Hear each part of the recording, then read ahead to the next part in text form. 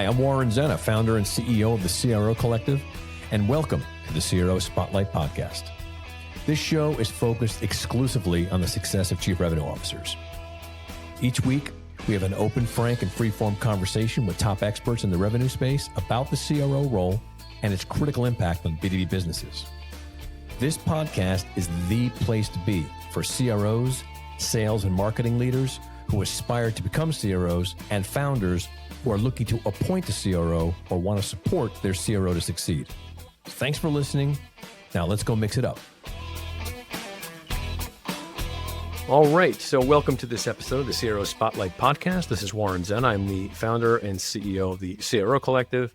And today I've got a great guest, a colleague of mine who's been working on some stuff together, and also got a great role in the marketplace. You've probably seen Guy before. Guy runs a company called Ebsta, and they produce these amazing research papers on sales outcomes. And I think we'll talk a bit about that. Guy, welcome. I'm really glad you're here today. Thank you for doing this. Warren, thank you so much for having me. A big fan of the podcast.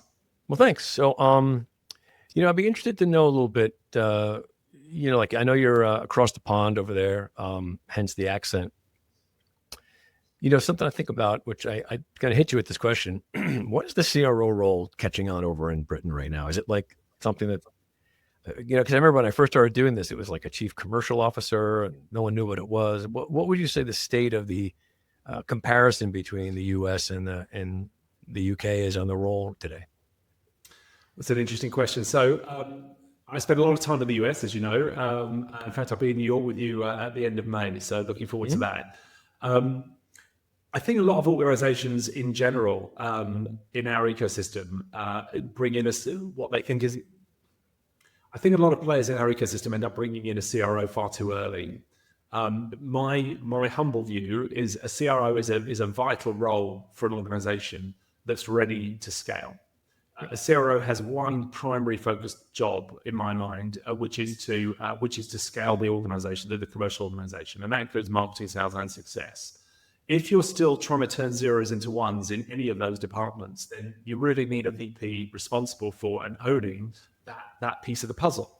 Yeah. What I see a lot is people coming in as CROs expecting to have a role where they're really there to scale, and then they get into the organization and they're still trying to define product market fit. They're still trying to work out what channels are working at the top of the funnel. They're still defining the process of onboarding or activating or renewing or upselling to customers. And while I think these talented people can help in those roles, you're paying for a resource to scale an organization, and then you're giving them minutiae jobs to do.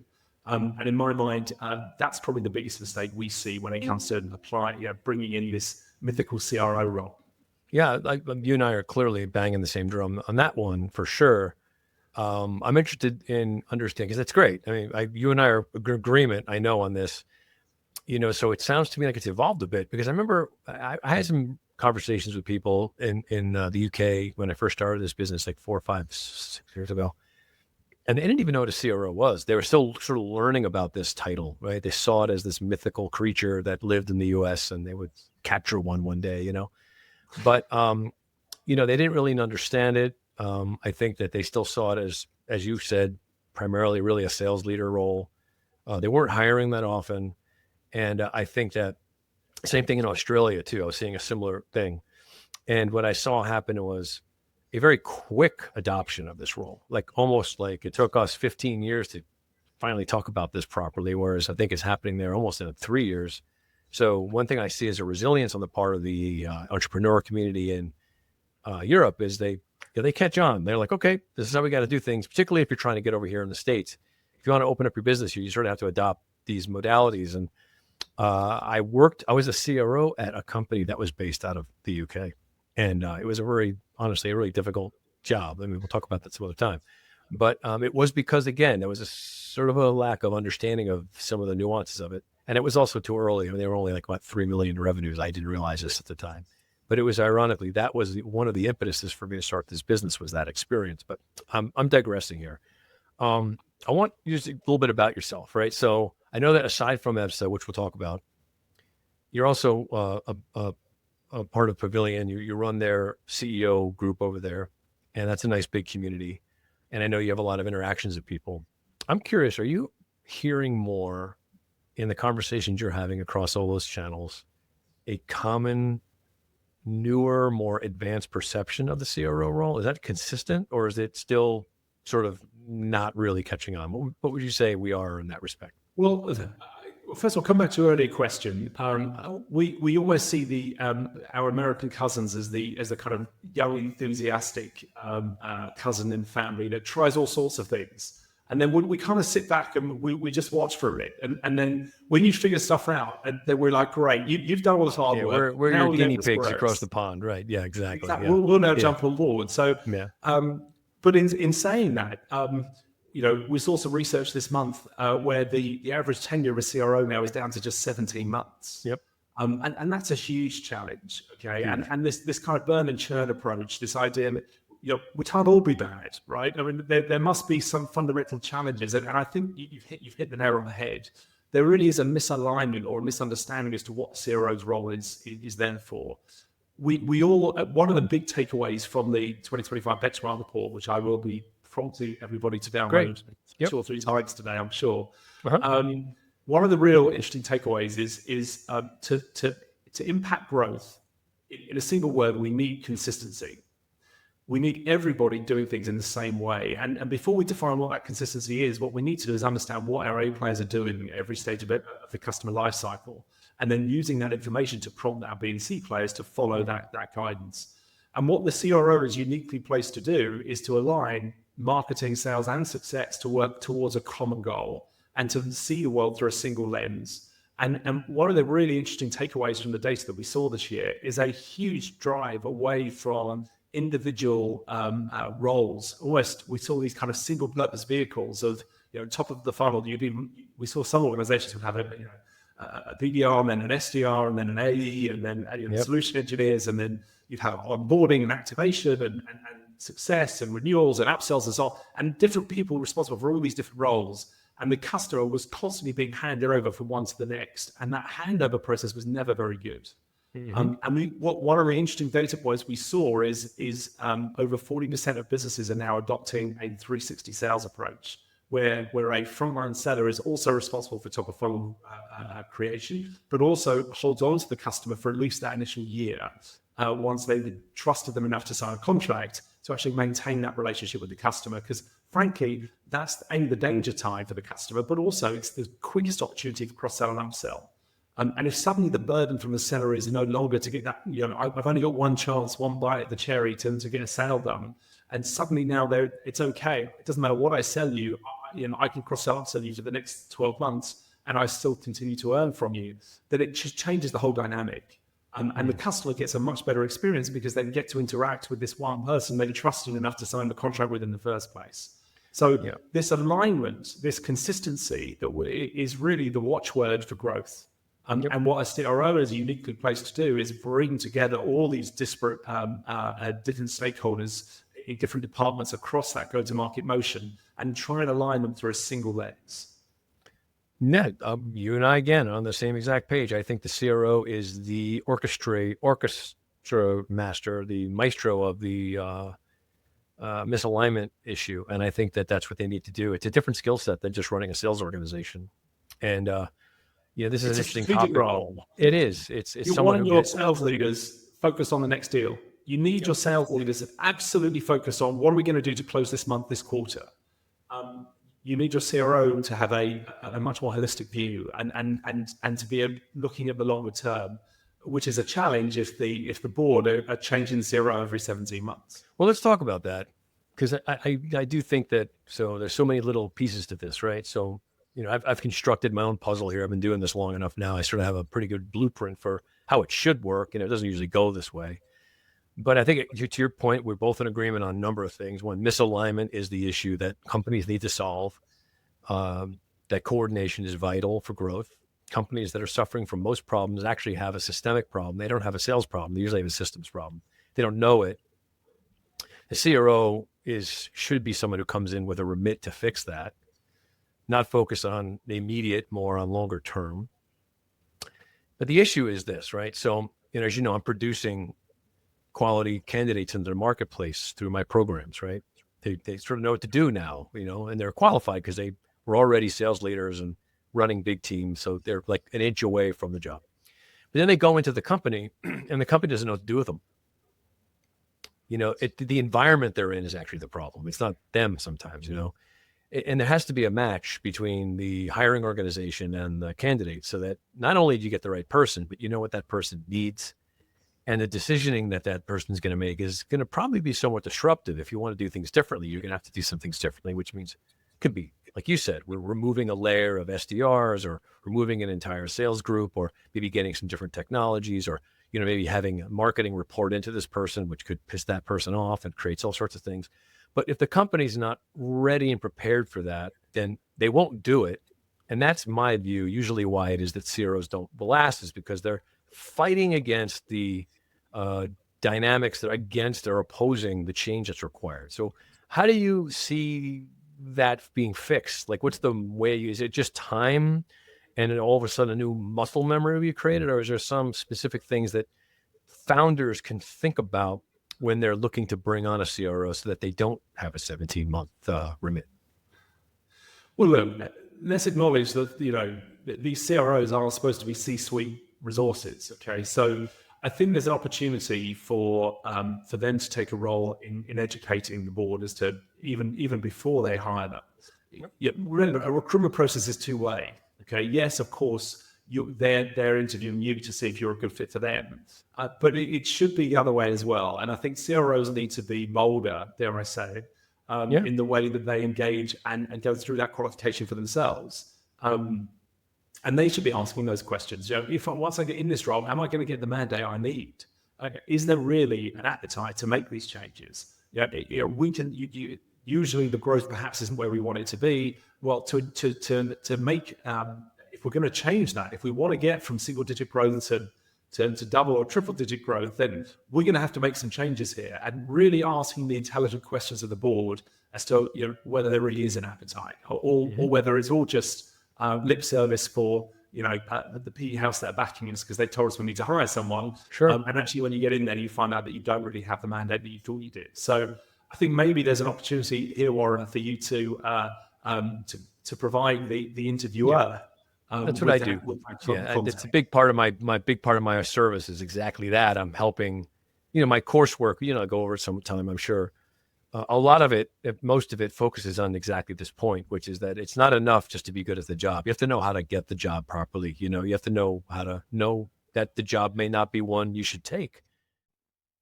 Thank you so much again for listening to the CRO Spotlight podcast. This podcast is an important plank in the CRO Collective communication strategy, and we're really thrilled to have such great guests on here. So listening and sharing the podcast with other people is really vital because we want to get as many people listening to this great stuff as possible. A couple of things to note. If you're a aspiring CRO or a recently hired CRO or even an old salty CRO, and you're looking to either become a chief revenue officer or improve your chops and gain some more insights and improve your competencies as a chief revenue officer, we offer the CRO Accelerator course. It's 5 years now. It's the first CRO-focused course that was out there. It's a 15-week course that is populated by aspiring chief revenue officers and CROs. We're pretty selective in terms of who can be a member of the CRO Accelerator course. It's people who are probably more ready to be a CRO right now. They have a number of years under their belt as a revenue leader, whether it be a sales leader or a marketing leader or even a RevOps leader. And they either want to move into the C-suite or they're CROs that want to just make sure that they win in the role. The CRO Accelerator course, we kick off the next one in mid-May 2025. So if you are interested in being a member of the next cohort, please just write me a note on LinkedIn. Just DM me, CRO Accelerator, and we'll set up a time to talk. And then I can send you more information to give you a brochure of the course. So again, CRO Accelerator course, 15-week program for aspiring and newly hired CROs. Take advantage of it. It's been great. And you'll see some more information about it on the website. Thanks.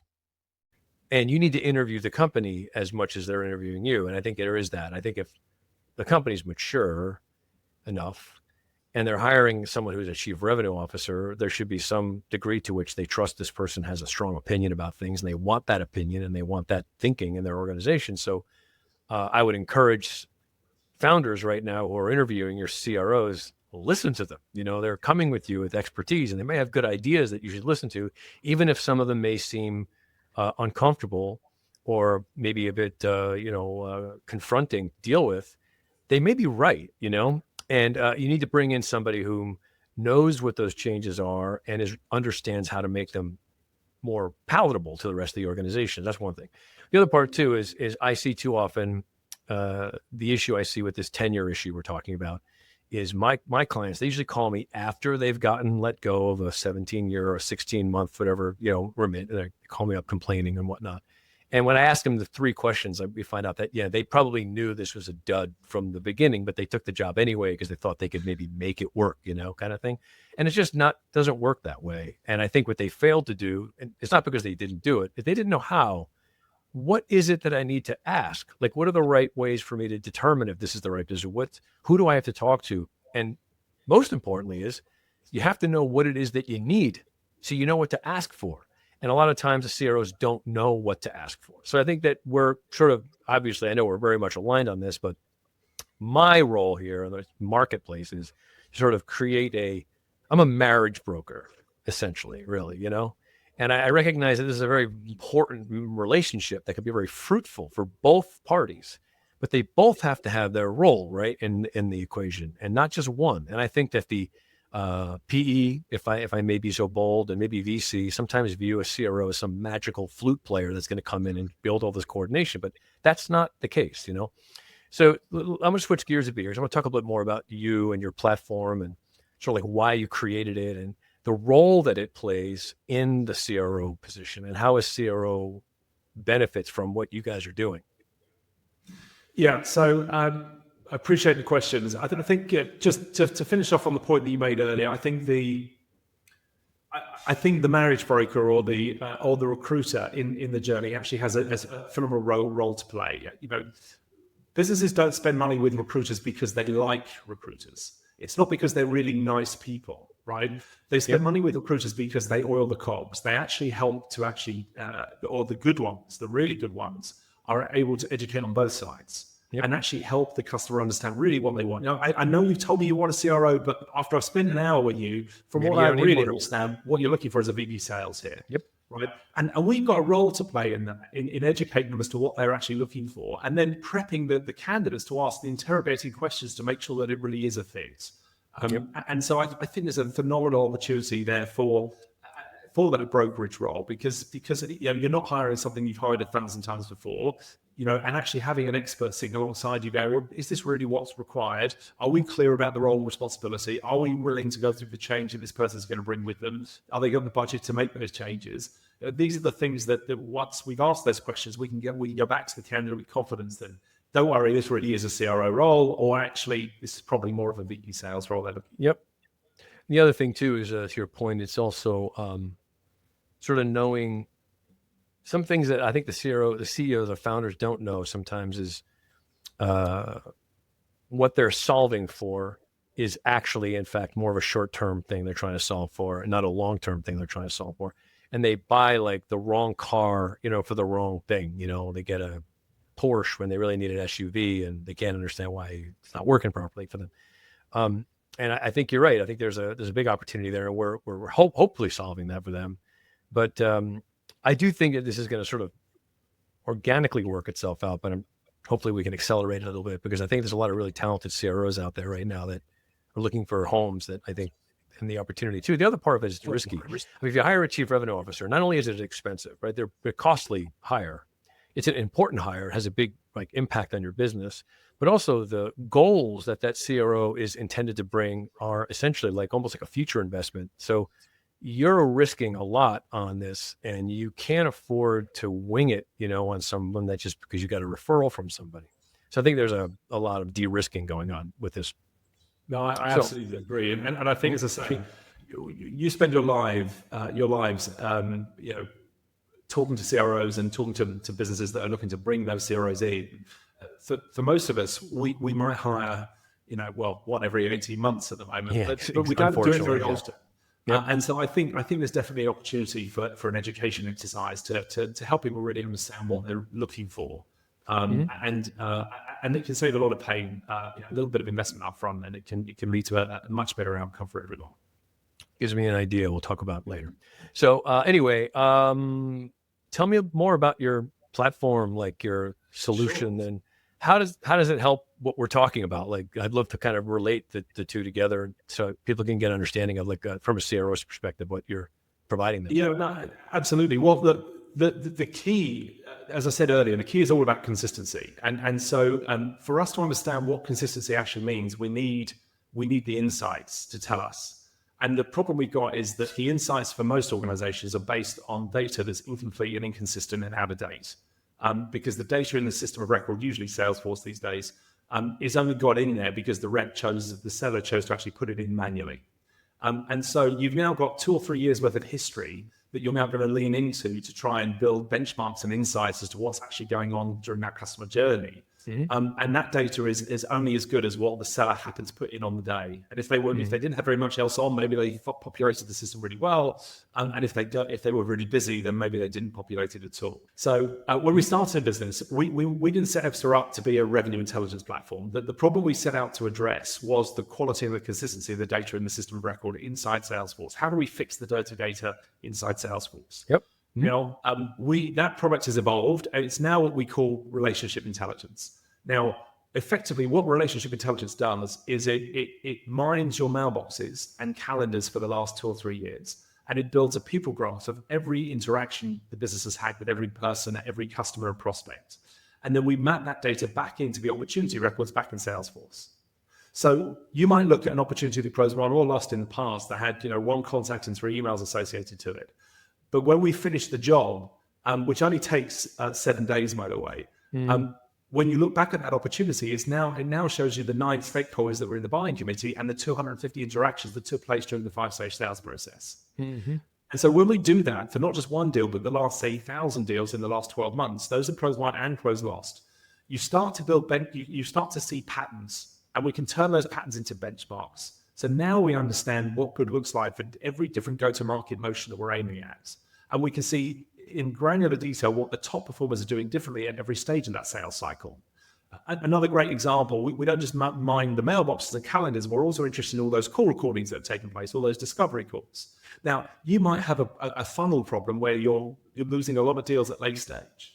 But when we go back and analyze the call recordings in the discovery, it turns out that actually those customers aren't necessarily in a sales process in the first place. We never qualified them well enough to lead discovery. And so it turns out we don't have a late stage sales process problem, we have a qualification problem. And so once again, what the technology and the AI is very good at is taking a transcript and using it to extract information about how well we're qualifying them, or what objections are being raised, or what competitors are being mentioned. What the AI is really bad at is building relationships with our customers. Now, that's what our sellers are there for. And so even in 2025, relationships drive revenue. But what we've got to do is take away all the admin burden from these sellers and make it super easy for them to focus on just doing their single job. And then at the end of the process, give them the insights that they need. So you finish your discovery call, you should be getting a green thumbs up or a red thumbs down as to whether you've qualified the customer well enough to lead discovery. And if you haven't, guess what? You only need a couple of red thumbs down before, as a seller, you change your behavior because you want to get that badge. You want that green thumbs up. And so what we're uniquely good at Ebsta is understanding what those top 20% of sellers are really, really good at and what they're doing to win, and using that to prompt the B and C sellers, the long tail of underperforming sellers, as to what they should be doing. And that fundamental principle of wanting to win, even with the B and C players, means that when you show them, look, Mr. B player, on average, you're engaging with 3 stakeholders during a sales process, and you've got a win rate of 12%. But look, when we get 6 or more stakeholders actively engaged, and one of them is a C-level and a finance persona with an engagement level above 67 by stage 2 of your sales cycle, our win rates are 37%. Suddenly, when you turn it into pictures, the sellers understand why you're telling them to be multi-threaded. And then it's about introducing that consistency and putting proper gates and triggers in place across each stage of that sales cycle. So what we're really good at here at Ebsta is by fixing that historical data, we're able to build those benchmarks and show the leadership team what good looks like and what top behavior, what best practices they should be trying to replicate. And then it's about making sure that every pipeline inspection meeting, every forecast review is being done in a consistent format. You're asking the same questions. It doesn't matter who the manager is. It doesn't matter who the revenue, the individual contributor is. Every single pipeline inspection meeting, everyone knows what's going to happen in the meeting. The questions are all outlined on the opportunity record because the AI is telling you these are the things going better than expected, and these are the 4 things you need to address to get this deal back on track. So everyone knows what's expected of them, and then every pipeline inspection meeting happens in the same format. And for example, knowing that on average when we win, we spend 22 days at stage 3 of a sales cycle, well, guess what? When we're at stage 23, we need to be questioning whether this deal is real or not, because we know that the win rate starts to drop off as soon as we get past that delta.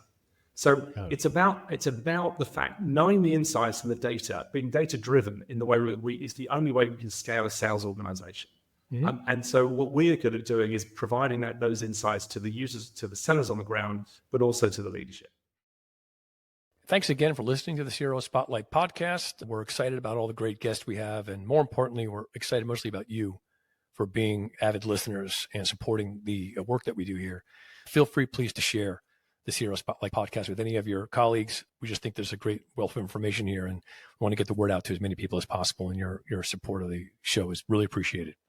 I wanted to share information about a program that we offer called the CRO Masters Council. The CRO Masters Council is a bi-monthly group of 6 seasoned chief revenue officers who are looking for a chief revenue officer board of directors, so to speak, that they could share what's going on with them, collaborate with ideas, get some feedback on what's going on in their current role. And these are great conversations. I facilitate them. The CRO Masters Councils, again, they're twice a month, and they last for at least 6 months to a year. So if you're interested in having your own CRO suite, your own board of directors of chief revenue officers, it's a private, confidential conversation that we have. It's infinitely useful. Imagine having a room full of other chief revenue officers you can talk to and say, hey, I'm working on this, or have you guys figured that out? Or I'm having this issue right now with my business or my results.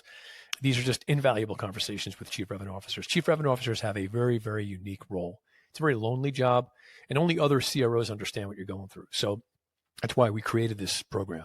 So if you're interested in being a member of the next CRO Masters Council, which we have a number of them being put together right now, just go to my LinkedIn and DM me Masters or Masters Council, and I'll follow up with you and set up a call or send you some more information about it. Looking forward to seeing you there, and thank you.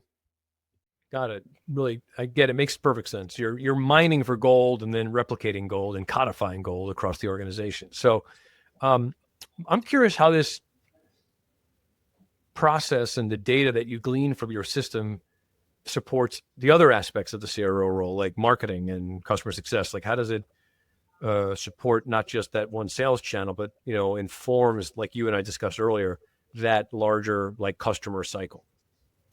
Well, let's start at top of the funnel with marketing. So not all leads are equal. Okay, so what leads are giving us the best results? And we saw last year. The previous year, 2023, everyone misquoted. Everyone, pretty much. Unless you're in cybersecurity, you're pretty much misquoting. So what do we do about it? Well, we've got 2 choices. We can choose to raise our game and spend a lot of time and energy educating our B and C players as to how they can replicate the top performers.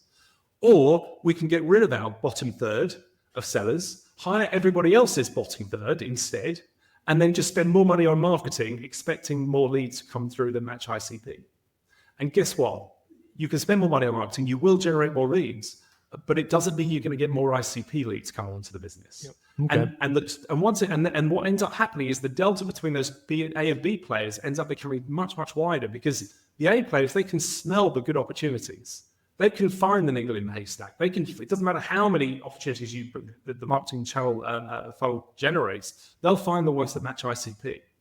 But the B and C players, they haven't got a chance. They just want the next deal on the list. And of course, they never want to close anything off as loss, while the top performers are closing 30% of their opportunities off as loss at the discovery stage. So you end up with a wider delta than ever before. So the answer to all of this has to be that we as leaders have to be responsible for giving our B and C players those playbooks, showing them how to win, and then nurturing along that journey and taking away any admin distractions from them.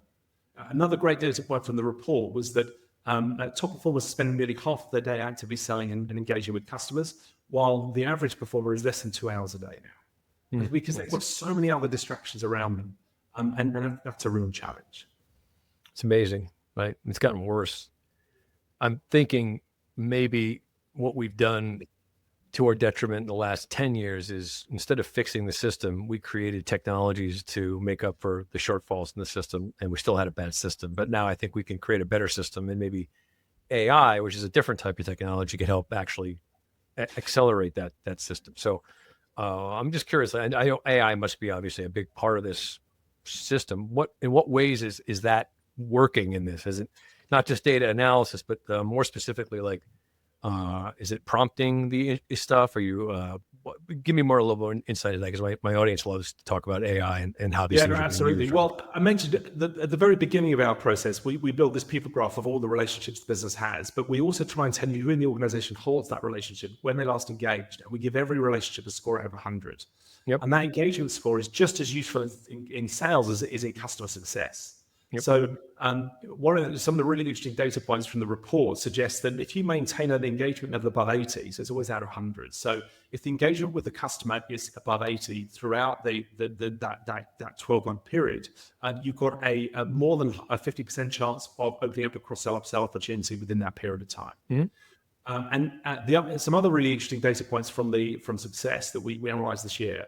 If the last 2 QBRs you've done before the renewal are at C level, you are 7 times more likely to open up a cross-sell upsell opportunity.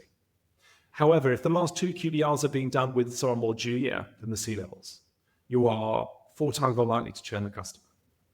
Okay. So again, relationships drive revenue, in particular within our existing customer base. And to understand the quantifiable, the value of this, last year, more revenue was generated, more new revenue was generated from existing logos than it was from new logos. It's the way it should be when you think about it. Yep. Mm-hmm. 52% of new revenue came from existing logos last year. And not only that, but the average sales cycle is much, much quicker. So if I look at the data, we can see that when you're starting, the average number of stakeholders involved in a new sales process is 8. But if all you're doing is cross-selling a new product to an existing customer, you only need 5 stakeholders.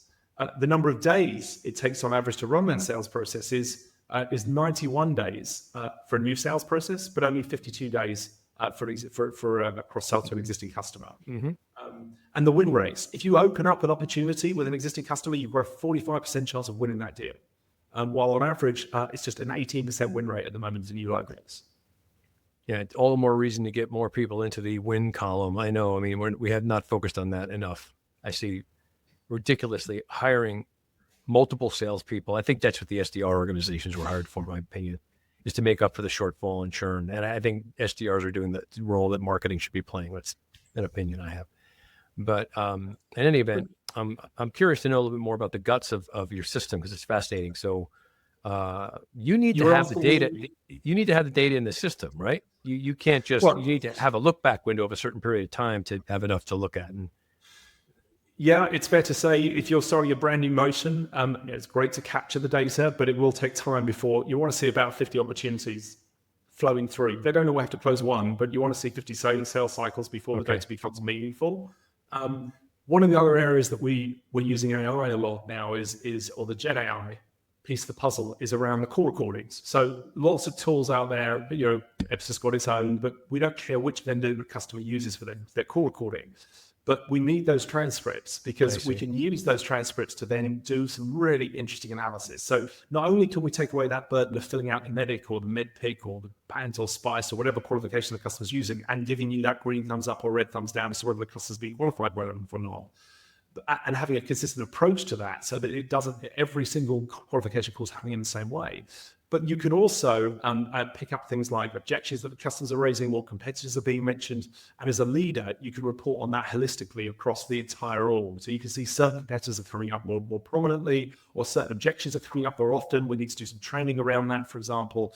And the latest version that I've just had a sneak peek of what we're bringing out next. And we've been doing this now for about a year, where we're analyzing an individual transaction, say a discovery call. The next version of that for us is analyzing the whole customer lifecycle. So imagine an AI agent for every prospect and customer inside Salesforce. and you're able to use it. You're pumping every business spreadsheet build, every email exchanged, every call that's taking place. All of that information is within that customer agent, and then you're able to ask that agent questions about how is that deal pacing against similar deals. What do we need to do next? What are the biggest risk factors in this deal? And the AI agent's got all that information and it can just talk back to you. So it's a great tool, not just for the leaders, but also for the sellers as well. Can you look back at HubSpot data as well as Salesforce data? Absolutely, yeah. We work just as well with HubSpot as we do with Salesforce. I got it. That's amazing.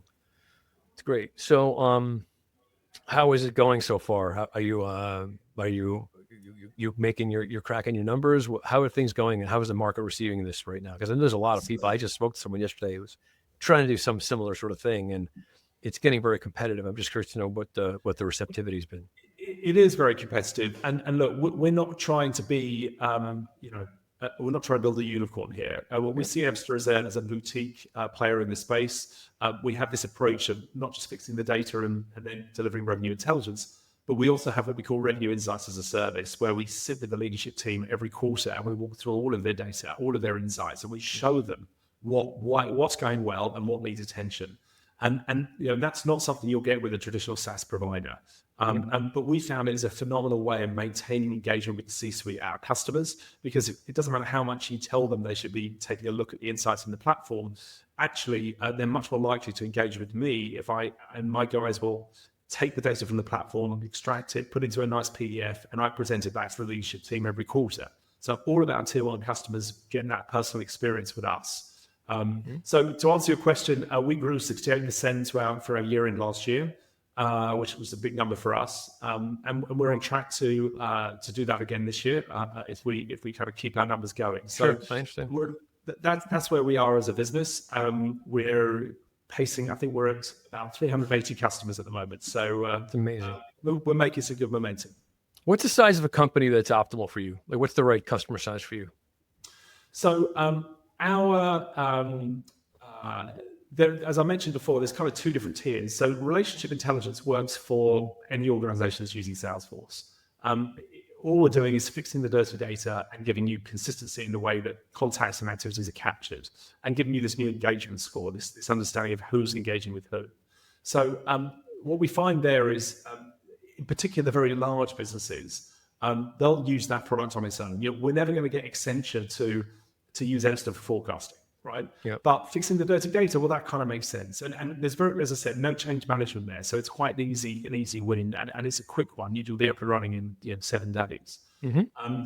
Revenue intelligence, our sweet spot is anywhere between kind of 25 and 250 sellers. We have customers with thousands of sellers on our platform, but the majority of our customers sit there between 25 and 250 sellers. We've recently expanded out to customer success as well.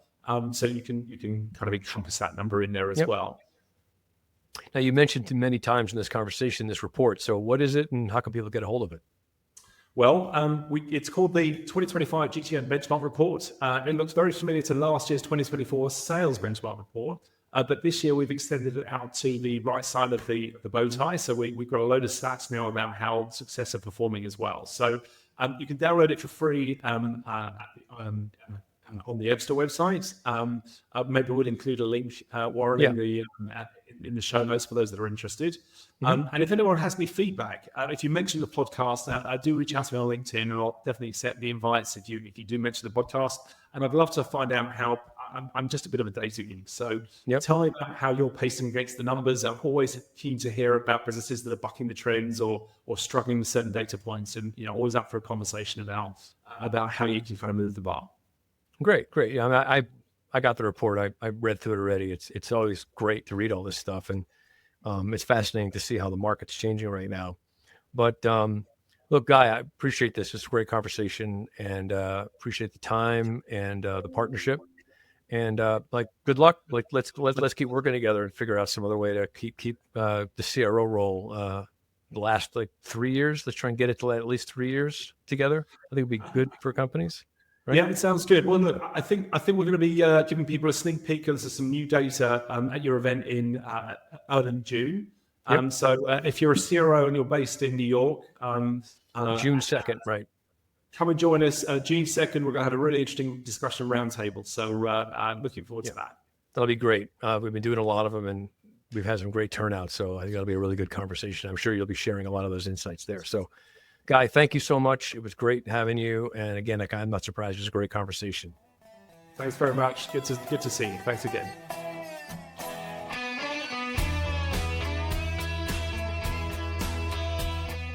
Thank you for listening to the CRO Spotlight podcast.